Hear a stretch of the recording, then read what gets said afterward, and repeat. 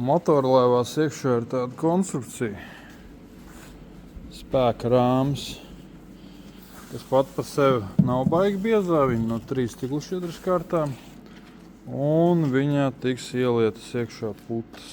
Tad izmanto nanotehnoloģijas un sajauc 2 komponentus un gāž iekšā.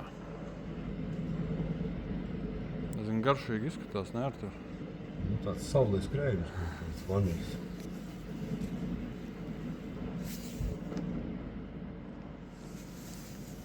Jā, un tad viņas aizsacēs te līdz galam un piepildīs šo konstrukciju. Bet obligāti vajag uzlikt pa virsmu svaru, jo viņiem ir tāds spēks, kad pūšās, kad viņas var izliekt šo konstrukciju.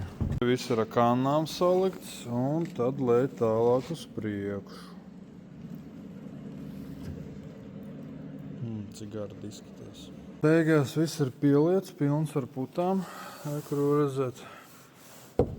Viss tas rāms piepildīts. Tāds klucīts, teiksim.